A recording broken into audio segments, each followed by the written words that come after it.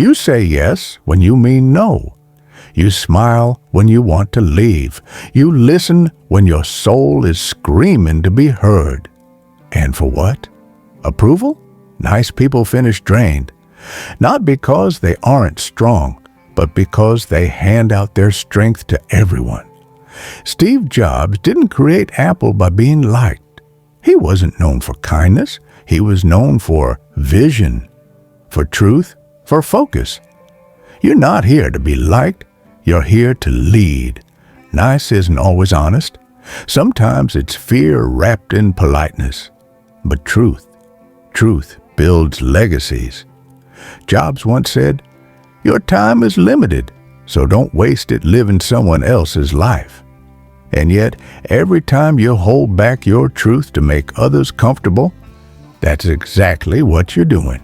You were not born to blend in. You were born to be real. Every yes to others becomes a no to your focus, your vision, your time. Steve Jobs didn't say yes to distractions. He said yes to simplicity, elegance, depth. Start asking, is this yes pulling me closer to my purpose or further from it? No is not rude. No is self-respect. No is vision in action. Jobs removed distractions ruthlessly. He trimmed the fat. He focused. You can't create your masterpiece if your canvas is filled with everyone else's scribbles. Say no and mean it. You do not owe anyone an explanation for protect your peace.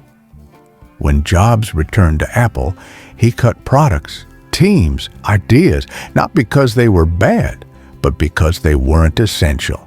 Protecting your peace isn't selfish, it's strategic.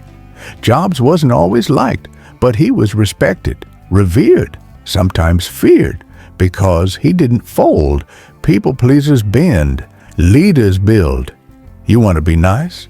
Or do you want to be remembered? You apologize for being tired, for not replying fast enough, for needing space. Why? You're not here to be available. You're here to be impactful. Jobs didn't apologize for thinking different. He owned it. So should you. Your schedule speaks louder than your words. Your priorities whisper your values.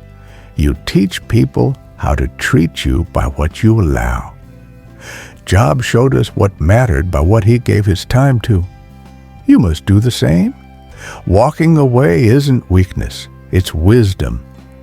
Jobs walked away from comfort, from people who didn't get it, from paths that weren't aligned. You're allowed to outgrow places and people. In fact, you must. People will like you when you stay small, safe, predictable. But growth isn't nice, it's disruptive. Jobs disrupted entire industries, not by asking permission, but by trusting vision. You can't change the world and stay comfortable. You don't need everyone to agree with you. You need your work to be undeniable. Jobs didn't convince. He created. Stop explaining yourself. Start building. Smooth edges don't spark revolutions. The world needs your intensity, your clarity, your edge.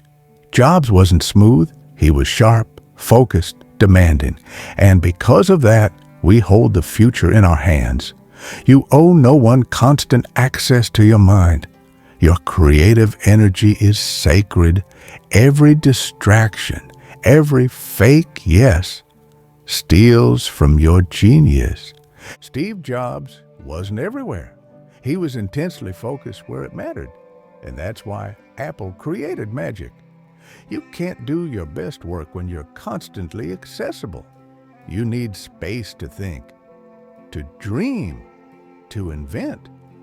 There will be moments when speaking your truth costs you friends.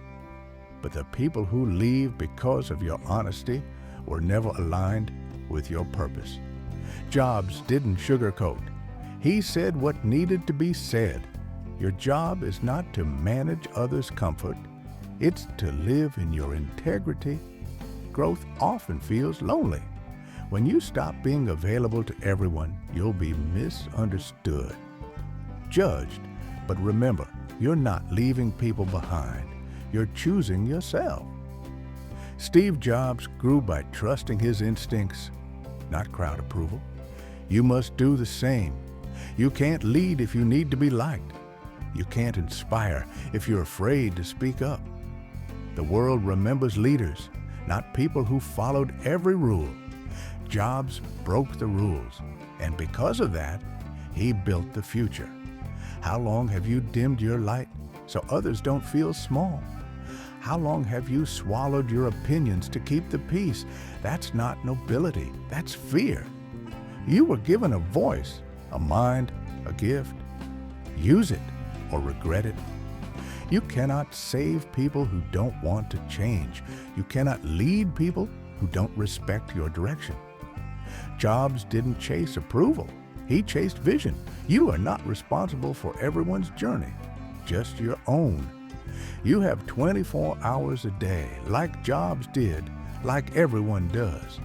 If you spend it on low-energy people, pointless conversations, and people-pleasing, you'll look back and wonder why your dreams never came true. Protect your time like it's gold, because it is.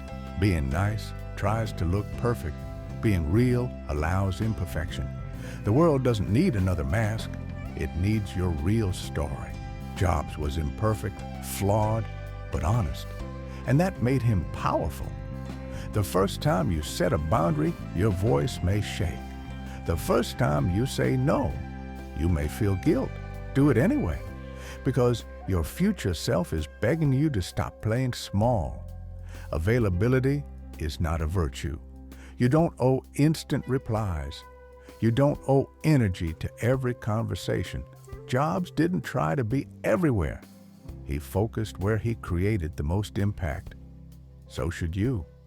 Not everyone deserves your energy. Not everyone deserves access to your time.